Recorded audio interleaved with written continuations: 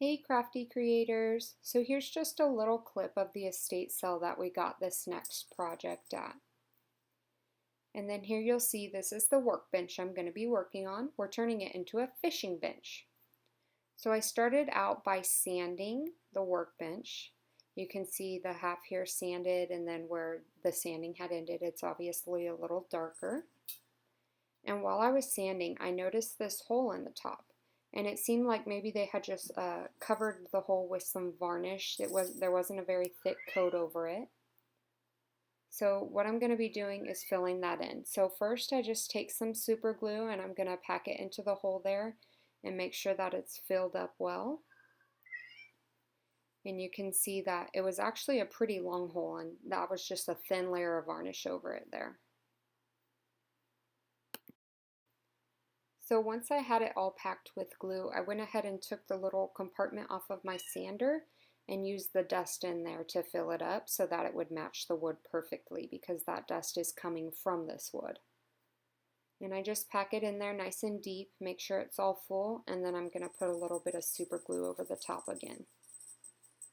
You have to excuse my cat and all the noise she's making. Okay. So once I went ahead and made sure that was all full, I dusted it off, and then I gave it one more coat of that dust just to make sure that it was nice and packed really deep. Okay, so here's what it's looking like.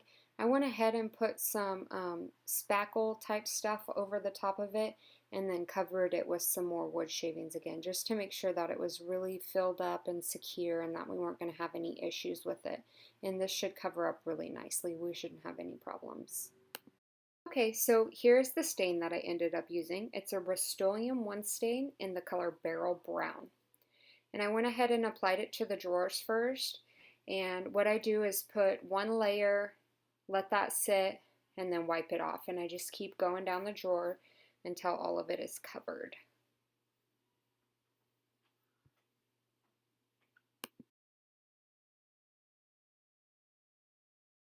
Okay, so here's just a photo of what the drawers look like, and then a little comparison of before and after. So now I'm just spraying down the whole bench with a air compressor, making sure it's all clean. And I'm going to start staining the front first. So you'll see that I do one section and I'm going to let it sit. And then I'll move on to another section and let that first section soak into the wood while I do the next section. And then once it's sat long enough, I'll end up wiping it down with a shop towel.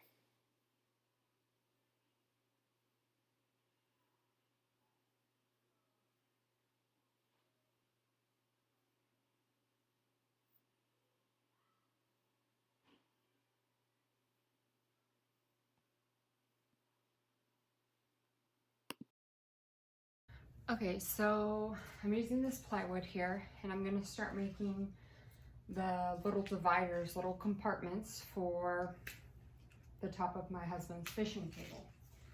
So I have had to measure out the width and the height of them, and now I'm marking the board, and then after that's done I'll go ahead and cut them, and we'll start to place them into the table. So, hey guys, so we're back. So I cut from the plywood here all these strips of wood. I just did like a long strip across, and now I'm working on cutting them a certain size so that they can go through the little gap here and create little like compartments for my husband to put his different fishing stuff. So that's what I'm doing right now. I've got 2 more cuts to make on this one, and then we're going to sand them down real nice and smooth, and I'm going to stain them, and then we'll glue them in there. So keep going with the cutting here. So easy. So I used to do a lot of wood cutting, and I used a handsaw all the time. So this is way easier.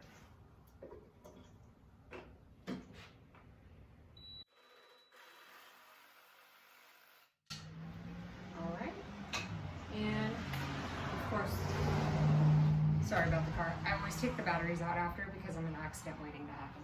Okay, so now we'll go ahead and take out the sander, which is right here. And I'm gonna go ahead and just sand them down. So I have just been setting it against here and then taking the sander to the edges and making sure that they're all smooth and flat. And of course my hair's in the way. So most of the time when I'm doing work, you'll see me with my hair in a bun or braided something because it's always falling and in the way and too long. So let's smooth these out now.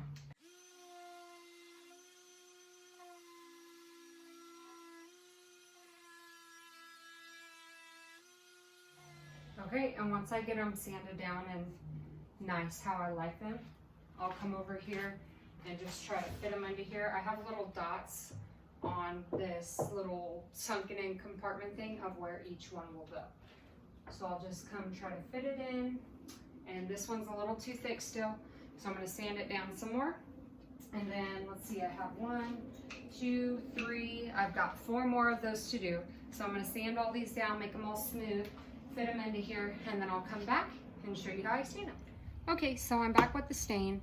I've got my Rust-Oleum wood stain. It's called Brown Barrel, and it looks really gray, but it is actually, turns out, kind of a brown with little like gray tints in it. And then I just have a synthetic 2-inch brush. And I'm just gonna dip it into the stain, slap it on there, and then I've got my drop cloth here, my reusable drop cloth, and a shop towel. So I think I'm gonna do 3 of them and then wipe them down. So I already used this stain before, and I know that on naked, real natural wood, it soaks up pretty quickly. So as you can see, it looks pretty gray there.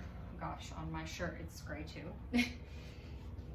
So I'll do that and then just wipe it clean and try not to drop them. Wipe it clean. And I think I actually might want to let these ones stay a little bit longer before I wipe them clean. So I'll just paint each of these, let them sit for a second, wipe them,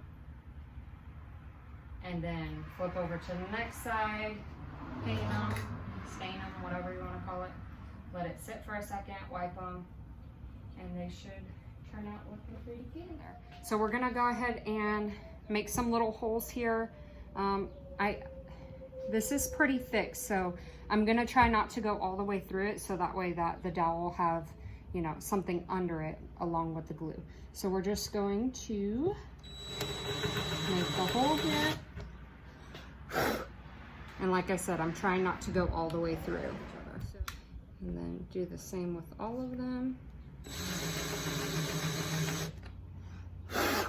Woo! I'll have to see if my husband has a bigger bit, but at least this will mark the general area that I need, because once I stain this, you're not gonna see. And I might be able to find some dowels that skinny. If I can't, I may just make them. So that looks good here. So we'll go ahead and clean this off. I'm gonna spray it down with the, what is that called? Air compressor, and get all of this out of here, and then we'll be back to stain it. Okay, so I went ahead and sprayed it with the, blew air on it with the air compressor so that it's all clean. And now I'm gonna start staining it. So again, I'm using the same stain, the Barrel Brown. And so when I do these larger pieces like this, I'm just gonna do a brush stroke of it on and then let it sit. And then we'll wipe it off after a second. So I'm gonna start with the edges, and it's usually better to try and go with the wood grain. So the edges kind of go up and down, and then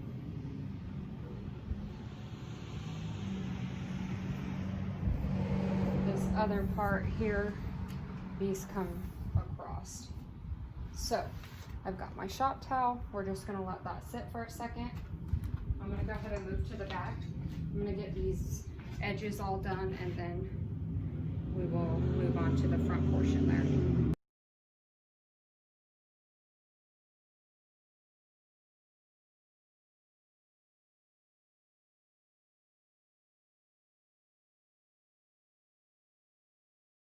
Okay, so this side over here has been sitting for a second. I'm gonna go ahead and wipe it and see what color we have going. And if it is too light, then I'll go back over it. But I think that looks fine for now. I'm gonna keep letting this part set because it hasn't been on there very long. The reason why the colors are looking so different is because they're different types of wood. So my bottom half of this dresser and the drawers were fairly dark to begin with, which I don't even know what kind of wood it was, but they were fairly dark to begin with. And then the top is really light. And I know the top was an old butcher block that they just turned into like a shop table. It was in an old man's garage when we picked it up at an estate sale. So I'm gonna keep going, applying the stain, letting it sit for a minute, applying another area, wiping that previous area, and then going back in with another line, and just keep going till I'm all the way done, get all the sides done, and we'll be back to glue in our pieces and make sure our measurements are perfect for that. Okay, we're back and we're ready to glue. I've got the Gorilla Wood Glue for the toughest jobs on the planet. All right, so we're gonna go ahead and go in. There we go.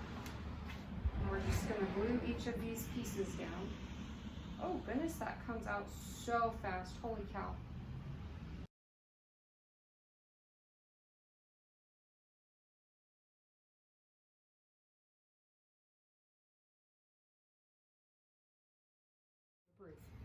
All right, so I'm just gonna take the shop towel and clean up the edges here so that I'm not like dripping wood excessively. And I just have it on each of the sides that are gonna be in contact with the thing here.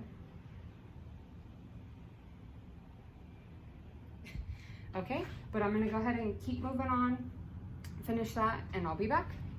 Okay, so we're back. I have been to Hobby Lobby and I've got wooden dowels and little wooden blocks and then little wooden, I don't even know what you would call this. But what we're gonna do is use the dowels for the fishing line holder and then the blocks and the long wooden things for drawer pulls. So first I need to stain the wooden dowels. So we're gonna go ahead and take 3 of these out.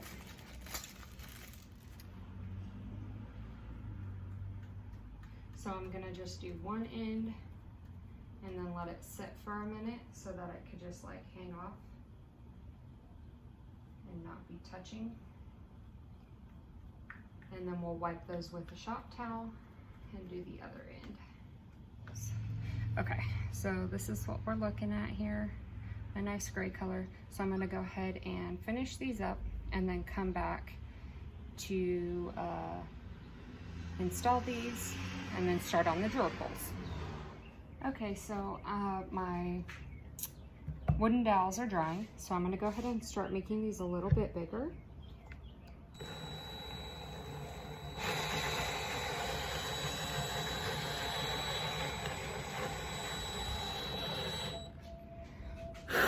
And I still haven't found a bigger bit thing, so I'm just kind of sticking it in there and then leaning it around the edges.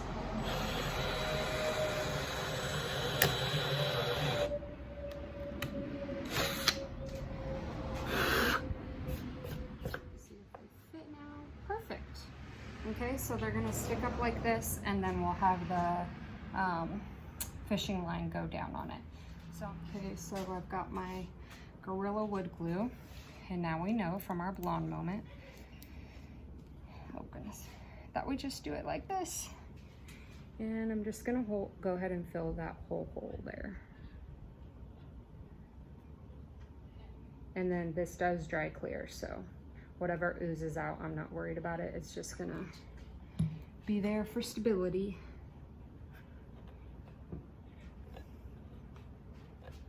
And I'm just kind of eyeballing to make sure it looks straight.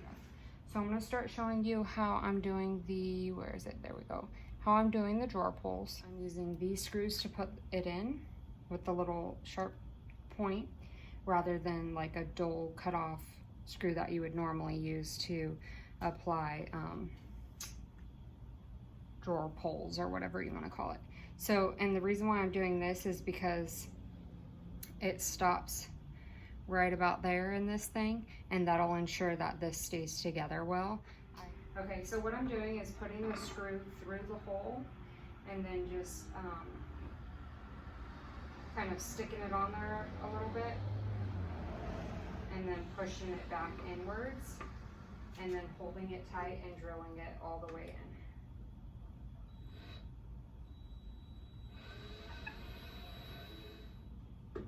Okay, so now we're going to go ahead and screw the second screw in.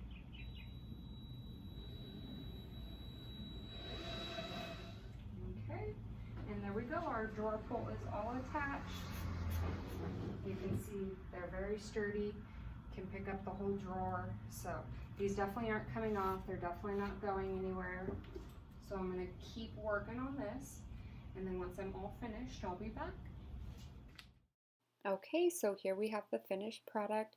We absolutely love the table. I think it turned out great. It's nice and masculine to go with the rest of his office, so he's really loving it. Okay, so obviously this was a very long video. It took me quite a few days to redo the fishing desk, whatever you want to call it. I have other things to do in life, so yeah, you know how that is. But it is done now, and I did learn one thing from this project. For the drawer pulls, I had used a balsa wood. I think that's how you pronounce it. But it's typically used for like some toy making, stuff like that. And it's very porous and soft. The inside of it's really soft, and it's not the best material for drawer pulls. And that's why I didn't put the entire whole drawer pull creation into this video. So I'm actually going to redo the drawer pulls, and when I redo them, I'm obviously going to get a better quality wood, and I'll cover that video in more depth so y'all could see how I create the drawer pulls and everything. So stay tuned for that. If you guys like this video, go ahead and give it a thumbs up, and be sure you subscribe so you can see all of my crafty creations.